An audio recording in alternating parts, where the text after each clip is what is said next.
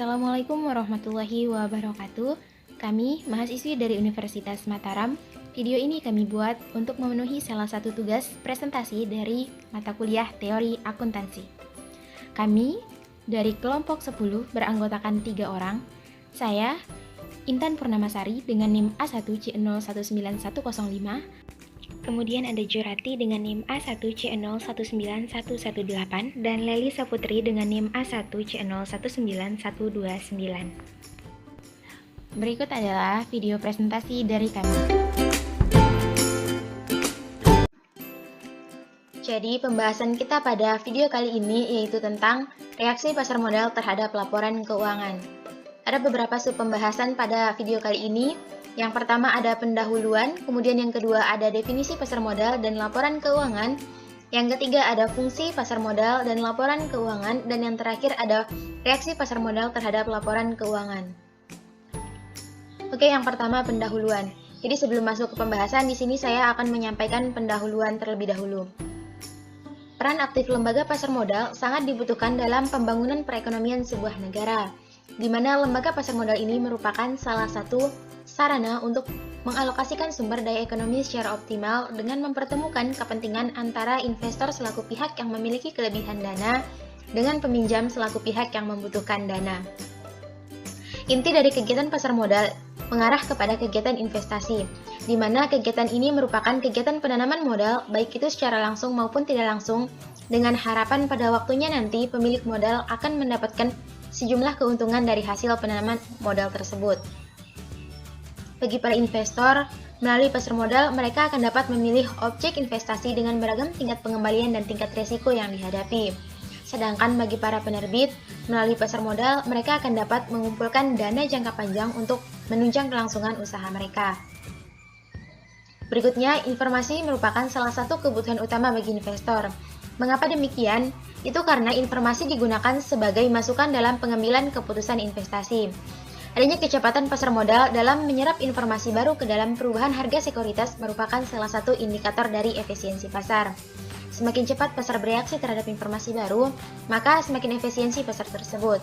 Hal ini sesuai dengan yang dikemukakan oleh Setiawati, bahwa keputusan investasi di pasar modal memerlukan berbagai macam informasi, termasuk di dalamnya informasi yang berhubungan dengan kinerja perusahaan dan informasi lain yang bersifat teknikal. Informasi yang berhubungan dengan kondisi perusahaan umumnya ditunjukkan dalam laporan keuangan yang merupakan salah satu ukuran dari kinerja perusahaan. Mungkin sekian dari saya serahkan kepada Jurati. Assalamualaikum warahmatullahi wabarakatuh. Baik, terima kasih kepada moderator yang telah memberikan kesempatan kepada saya untuk melanjutkan presentasi ini. Di sini teman-teman saya akan menjelaskan tentang definisi pasar modal dan laporan keuangan. Pengertian dari pasar modal secara umum adalah suatu tempat bertemunya antara permintaan dan penawaran atas instrumen keuangan jangka panjang, umumnya lebih dari 1 tahun. Menurut Samsul tahun 2006, sebenarnya suatu pasar modal lebih mirip dengan beberapa pasar lain, yaitu apabila jumlah permintaan lebih besar dibandingkan dengan jumlah penawaran, maka sudah dapat dipastikan harga akan menjadi lebih tinggi. Sebaliknya, jika jumlah permintaan lebih kecil dibandingkan dengan jumlah penawaran, maka harga pun akan jatuh atau menjadi murah. Menurut Darmaji dan Fakhrudin tahun 2006, pasar modal atau capital market merupakan pasar untuk berbagai instrumen keuangan jangka panjang yang diperjualbelikan, baik dalam bentuk utang, ekuitas atau saham, instrumen derivatif atau opsi, maupun instrumen lainnya. Pasar modal merupakan salah satu sarana yang dapat digunakan untuk menyalurkan dana dari pihak yang mempunyai kelebihan dana kepada pihak yang membutuhkan dana. Sedangkan laporan keuangan adalah suatu daftar finansial, suatu entitas ekonomi yang disusun secara sistematis oleh akuntan pada akhir periode atau catatan, yang memberikan informasi keuangan suatu perusahaan yang telah menjalankan perusahaan selama 1 periode atau biasanya 1 tahun. Selanjutnya di sini saya akan menjelaskan tentang fungsi pasar modal dan laporan keuangan. Fungsi pasar modal itu sendiri terbagi menjadi dua, yang pertama fungsi ekonomi dan yang kedua yaitu fungsi keuangan. Fungsi ekonomi berarti pasar modal mempertemukan pihak yang kekurangan dana dengan pihak yang kelebihan dana. Pihak-pihak yang kekurangan dana bisa jadi perusahaan, pemerintah, atau pihak lainnya. Sementara itu, pihak yang kelebihan dana bisa jadi perusahaan atau masyarakat umum. Dalam fungsi ini, investor atau pemberi dana meminjamkan sebagian dananya untuk pendanaan usaha pihak yang kekurangan dana. Dana ini dapat digunakan untuk pengembangan usaha maupun untuk penambahan modal kerja. Selanjutnya yaitu fungsi keuangan. Fungsi keuangan didefinisikan sebagai sarana investasi masyarakat pada instrumen-instrumen keuangan seperti saham, obligasi, reksadana. Pemilik dana dapat memilih instrumen investasi sendiri sesuai karakteristiknya masing-masing. Dengan berinvestasi, pemilik dana memiliki kesempatan untuk memperoleh imbalan atau return sesuai instrumen investasi yang dipilihnya. Selanjutnya yaitu tentang fungsi laporan keuangan. Fungsi laporan keuangan antara lain yang pertama yaitu menyusun perencanaan kegiatan perusahaan. Informasi yang berisi tentang kemampuan perusahaan dalam mengelola kegiatannya selama satu periode bisa dilihat pada laporan keuangan. Informasi kemampuan yang dimaksud adalah dari segi penggunaan dana atau keuangan. Informasi keuangan tersebut tentu dapat membantu perusahaan dalam penyusunan rencana kegiatan perusahaan yang efektif dan bisa dilakukan manajemen sesuai dengan kondisi keuangan perusahaan. Sebagai contoh, perusahaan ingin melakukan promosi produknya dan mempertimbangkan jenis promosi apa yang akan dilakukan, apakah melalui marketing atau media online. Kegiatan marketing tentu memerlukan biaya yang tidak sedikit saat perusahaan menyusun rincian biaya promosi dan disesuaikan dengan kondisi keuangan perusahaan, apakah keuangan perusahaan tersebut mampu membiayai kegiatan marketing atau hanya melalui media online saja. Bayangkan, seandainya perusahaan tidak memiliki informasi keuangannya sendiri, tentu akan sulit dalam menyusun rencana kegiatan dan risiko kegagalan atau kerugian akan semakin besar terjadi. Fungsi laporan keuangan yang kedua yaitu sebagai alat untuk mengendalikan perusahaan. Fungsi laporan keuangan juga sebagai gambaran tentang beberapa faktor yang bisa saja terjadi di masa yang akan datang.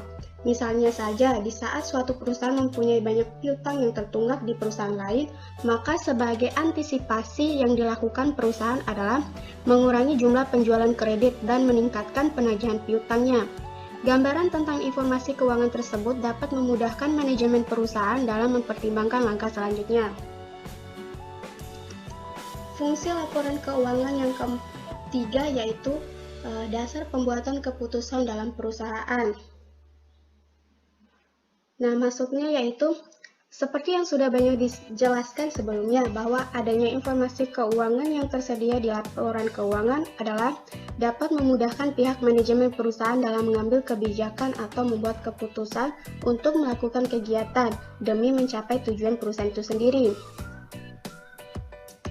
Fungsi laporan keuangan yang keempat atau yang terakhir yaitu pertimbangan dan pertanggungjawaban pada pihak eksternal. Pihak yang menjalin kerjasama dengan suatu perusahaan bisa disebut sebagai pihak ekstern. Contohnya, perusahaan yang menginvestasikan modalnya atau lembaga perbankan yang memberikan pinjaman perusahaan tentu ingin juga melihat perkembangan perusahaan melalui laporan keuangan yang disusun oleh perusahaan tersebut. Inilah fungsi laporan keuangan sebagai bentuk pertimbangan dan fungsi pertanggungjawaban, misalnya kepada lembaga pemungut pajak yang membutuhkan laporan keuangan untuk menghitung jumlah pajak perusahaan. Baiklah, sekian dari saya. Saya serahkan kepada Saudari Lelisa Putri untuk melanjutkan presentasi. Terima kasih. Baik, sebelumnya saya ucapkan terima kasih kepada Saudari Jurati yang telah memberikan saya kesempatan untuk melanjutkan materi yang telah kita diskusikan sebelumnya. Di sini, saya sebagai pemateri terakhir akan melanjutkan subbab pembahasan terakhir terkait dengan reaksi pasar modal terhadap laporan keuangan. Laporan keuangan merupakan salah satu informasi penting untuk investor dikarenakan dapat dipergunakan sebagai dasar pengambilan keputusan untuk membeli atau menjual saham di pasar modal. Laporan keuangan mempunyai kandungan informasi yang dapat mengurangi ketidakpastian atau mengubah harapan para investor ketika mereka hendak berinvestasi. Di dalam reaksi pasar modal terhadap laporan keuangan ini, terdapat beberapa teori atau alat uji reaksi pasar modal yang ditinjau dari beberapa aspek, di antaranya sebagai berikut. Teori yang terkait dengan reaksi atas laporan keuangan. Yang pertama, teori sinyal. Di sini, teori sinyal menyatakan bahwa perusahaan yang berkualitas baik dengan sengaja akan memberikan sinyal pada pasar. Dengan demikian, pasar diharapkan dapat membedakan perusahaan yang berkualitas baik dan buruk. Agar sinyal tersebut efektif, maka harus dapat ditangkap pasar dan dipersepsikan baik serta tidak mudah ditiru oleh perusahaan yang berkualitas buruk. Yang kedua, event study. Di mana menurut Peterson pada tahun 1989, event study adalah suatu pengamatan mengenai pergerakan harga saham di pasar modal untuk mengetahui apakah ada abnormal return yang diperoleh pemegang saham akibat dari suatu peristiwa tertentu. Sedangkan menurut Chrisman pada tahun 1994, event study bertujuan untuk mengukur hubungan antara suatu peristiwa yang mempengaruhi surat berharga dan pendapatan dari surat berharga yang dimaksudkan. Dari penelitian tersebut, tampak bahwa sebenarnya event study dapat digunakan untuk melihat reaksi pasar modal dengan pergerakan harga saham terhadap suatu peristiwa tertentu. Sejalan dengan tujuan itu, event study juga dapat digunakan untuk menguji hipotesis pasar efisien pada bentuk setengah kuat. Yang ketiga, efisiensi pasar modal. Efisiensi pasar modal ditentukan oleh seberapa besar pengaruh informasi yang relevan yang dipertimbangkan dalam pengambilan keputusan investasi. Pasar modal efisien merupakan alat guna mengoperasikan gagasan perfect market dengan maksud agar para pelaku pasar dapat menyesuaikan diri dalam rangka pengambilan keputusan. Ini dinyatakan oleh Sunariyah pada tahun 2004, sedangkan Handaru dan kawan-kawan pada tahun 1996 menyatakan bahwa efisiensi pasar modal merupakan salah satu indikator untuk menentukan kualitas suatu pasar modal.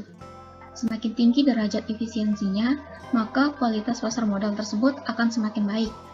Terdapat dua jenis efisiensi pasar modal, yakni efisiensi internal dan efisiensi eksternal. Yang keempat, return saham. Return adalah tingkat keuntungan yang dinikmati oleh pemodal atas suatu investasi yang dilakukannya. Menurut Ang, pada 1997, setiap investasi baik jangka panjang maupun jangka pendek mempunyai tujuan utama, yaitu untuk mendapatkan keuntungan yang disebut return baik secara langsung maupun secara tidak langsung. Komponen return terdiri dari dua jenis, yaitu current income dan capital gain. Current income merupakan keuntungan yang diperoleh melalui pembayaran yang bersifat periodik seperti pembayaran deposito, bunga obligasi, dividen, dan sebagainya. Return saham merupakan pendapatan yang diperoleh oleh pemegang saham sebagai hasil dari investasinya di perusahaan tersebut. Komponen perhitungan return saham terdiri dari capital gain, or loss, dan dividen. Capital gain or loss merupakan selisih laba atau rugi yang dialami oleh pemegang saham karena harga saham sekarang relatif lebih tinggi atau rendah dibandingkan harga saham periode sebelumnya. Sedangkan dividen merupakan bagian dari laba perusahaan yang dibagikan kepada para pemegang sahamnya. Yang kelima, abnormal return. Abnormal return adalah return yang didapatkan investor tidak sesuai dengan pengharapan. Abnormal return adalah selisih antara return yang diharapkan dengan return yang didapatkan. Selisih return akan positif jika return yang didapatkan lebih besar dari return yang diharapkan atau return yang telah dihitung sebelumnya. Sedangkan return akan negatif jika return yang didapatkan lebih kecil dari return yang diharapkan atau return yang telah dihitung sebelumnya. Abnormal return dapat terjadi karena adanya kejadian-kejadian tertentu. Dan yang terakhir yaitu volume perdagangan. Menurut Usnan tahun 1998, volume perdagangan saham merupakan jumlah saham yang diperdagangkan di bursa pada suatu waktu tertentu. Aktivitas volume perdagangan digunakan untuk melihat apakah investor individual menilai laporan keuangan informatif, dalam arti apakah informasi tersebut membuat keputusan perdagangan yang normal. Ukuran tersebut tidak memisahkan keputusan pembelian yang bisa dikaitkan dengan informasi positif dengan keputusan penjualan yang bisa dikaitkan dengan informasi negatif. Mungkin sekian yang dapat saya sampaikan, saya kembalikan ke moderator. Terima kasih. Oke, dari berbagai penjelasan tadi, dapat saya simpulkan bahwa reaksi investor dari suatu peristiwa dapat terlihat dari pengujian kandungan informasi. Jika peristiwa mengandung informasi, maka diharapkan pasar akan bereaksi pada waktu berita peristiwa tersebut diterima oleh pasar. Reaksi pasar ditunjukkan dengan adanya perubahan harga saham yang bersangkutan. Pengambilan keputusan investasi dalam saham memerlukan pertimbangan-pertimbangan, kemudian perhitungan-perhitungan dari analisis yang mendalam untuk menjamin keamanan dana yang diinvestasikan serta keuntungan yang diharapkan oleh investor. Calon investor harus mengetahui keadaan serta prospek perusahaan yang menjual surat berharganya. Hal ini dapat diperoleh dengan mempelajari dan menganalisis informasi yang relevan. Mungkin itu saja dari kami. Sekian dan terima kasih. Wassalamualaikum warahmatullahi wabarakatuh.